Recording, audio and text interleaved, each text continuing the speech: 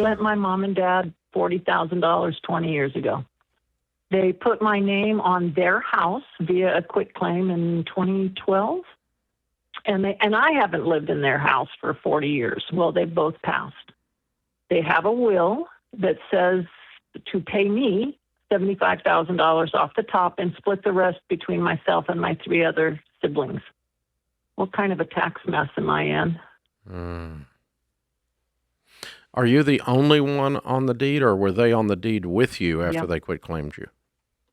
They were on the deed with me after they quitclaimed. Okay, so you're going to need professional tax advice, but I'll take a stab at it. Okay? Okay. Here's what would happen if they had taken themselves off completely and it was just you. Mm-hmm. When you sell the house, you're going to be taxed on every dollar above what they paid for the house. Oof. Which was nothing, probably. Right? They paid $13,000, and now the house is worth $500,000. Yeah, so you'd have capital gains tax on $500,000 if the house was in your name. Mm-hmm. So you may have tax on half of that since the house is in their name and your name. You probably do. You probably have tax on that, and so what I would do is require that tax be paid before, and my $75,000 be repaid before we divvy up any proceeds. And so you need to get tax advice, figure out what your tax bill is going to be, and I would add that and make the estate pay that because you got screwed. So my husband and I are considering purchasing a new home. Our house is currently up for sale. We've identified a property that we would like to purchase. With the equity from the sale of our current home, we would have a rather sizable down payment, looking to put down at least 50, if not 60% on a new house. My husband has brought up the idea of getting a first lien HELOC with a sweep account versus a conventional mortgage. And he's explained to me that with this first lock HELOC with a sweep account, rather than getting into a 15 or a 30-year loan, we would be able to pay off a $400,000 mortgage in 8 years. So I was wondering. Is he clarifying? No, the speaker came on his phone. I apologize. Oh, it's all good. So I was wondering. It sounds great. I've never heard of this before, so I was wondering what you guys thought about that. So this in the TikTok world is called velocity banking. He may have heard about it on social media. I don't know where, this is it, but it's a trend where they call it like a mortgage accelerator. And the idea is there's this revolving line of credit, almost like a big credit card that's secured by your house, but it's your only loan on the property. So you're right. It's your first lien in that there is no mortgage there. And so then what you do is you dump all of your income into this HELOC, draw it out for expenses. And if you do it perfectly, you can save a little bit on interest, which supposedly pays off the house faster. So that's what he is wanting to do. There's still a lot more risk with it, and it sounds sophisticated, and it's more complex, and that doesn't make it better. So have you guys priced out a traditional 15-year mortgage on this? We've priced out a 30. We have not priced out a 15. Okay. I would price out a 15 and see if you guys can afford that payment where it's a quarter of your after-tax monthly income. And if not, it tells me the house that you're looking to buy is too much house. So your recommendation would not be to do a first lien? No, I wouldn't do it. With a sweep account? No. And I think the way he found this was probably online. And there's a bunch of people out there who are proponents of this.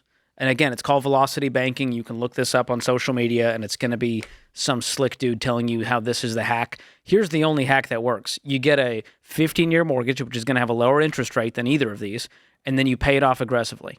Here's the thing that if you take out if you have a $400,000 mortgage and y'all put down 50% and you have $200,000 left, there is no secret loan that makes you not have to pay back $200,000 plus interest. And so the only true way, like we can do a 30-year note, but we can pay it off in 8 years. You're still going to pay back that money plus interest. And so if y'all want to pay it off in 8 years, that's amazing. Pay it off in 8 years. But that just means every month you're going to be paying more towards the principal balance to pay it off faster. But there's not like a secret loan you can do that you pay back $100,000 to pay off $200,000. You get what I'm saying? Like the whole hack is technically you can get a lower interest rate, and technically you can take that lower interest rate that you're paying and pay off more principal. But the same thing applies, just paying it faster. Understood. The way he was explaining it to me, and this is kind of where my brain starts to shut down and my eyes glaze over. Same girl, same. He's more of the finance person. He was explaining to me that it gets paid off quicker because they compound the interest daily. Yeah, the way it's calculated. That's where the interest savings come in. But there's still all of the elements of a HELOC, which is a variable interest rate, which means the payment can go up. The banks can freeze or call the line, which adds more risk to it. It's a revolving line of credit secured by your home. And so all of that just makes me go, why are we doing all this? Why all this gyration to maybe save a little bit of interest? I 100, especially with all the volatility in the world right now, like go back 10 years in your life. Can you have imagined now? Right? No, none of us could have. And so with all the volatility in the world, the chances of me touching a variable interest rate is 0. Right. Right? And so you can get in, if you got in today and the banks, and suddenly Jerome Powell comes up tomorrow and says, hey, because of X, Y, or Z, we're raising interest. Like, man, y'all are on the hook for it. Right. And there's far more of these ending up in foreclosure versus a 15-year mortgage. And so that's where I go, okay, why aren't we doing a 15-year mortgage and just putting extra on the principal? It's the exact same thing without all of the extra risk and complexity. I'll go one more. I'm putting my baggage out in the world, so this may not be you and your husband, but if you give me a revolving line of credit and suddenly I don't like my floors, I'm going to get new floors because it's not real money. It's just coming out of the revolving line of credit. Oh, we need to fix this cabinet. We need to get a new fridge. Let's just Monopoly money. Let's just go ahead and do it. It becomes not real money, and I'm just going to lock myself in and pay it off. And if I want to accelerate it and pay it off faster, I'm going to do that.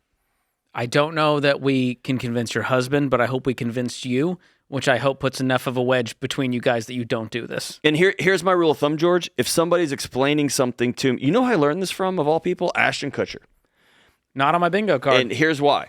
He was talking about, somebody was asking him once on a panel, why do you seem to have so much success with these companies you invest in as an angel investor?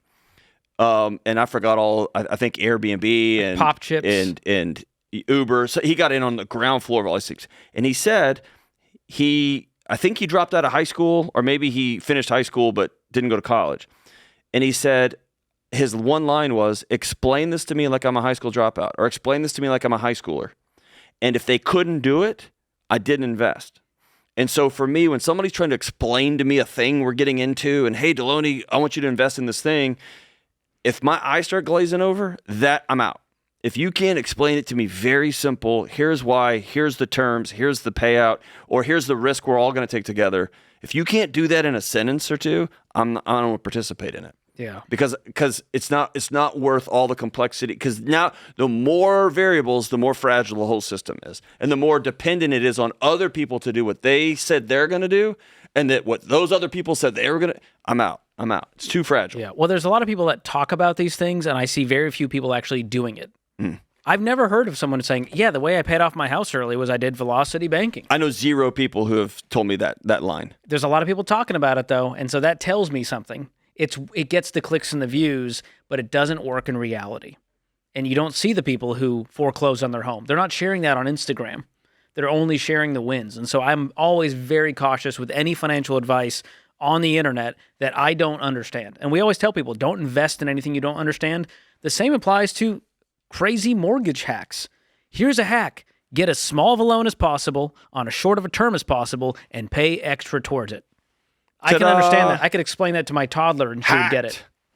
There you go. So the real question is, how are you going to approach this with your husband in a way where you come to a compromise? And I hope that compromise is Go with the thing that you both understand, that you both can handle. Hey guys, thanks for listening to Real Estate the Ramsey Way. Now, if you're here, you're probably thinking about buying or selling a house. It's exciting and one of the biggest financial decisions you'll ever make. But you don't want to do it with an inexperienced agent who will rush you into costly mistakes, like the ones some of our callers find themselves in. You need a pro who knows what the flip they're doing and will keep you on track with your financial goals. That's why we only recommend Ramsey Trusted Real Estate Agents. These are vetted, hand-picked pros who actually listen to your needs, guide you through the process, and fight to get you the best deal. To find a Ramsey Trusted Agent near you, go to RamseySolutions.com/trusted agent. That's RamseySolutions.com/trusted agent.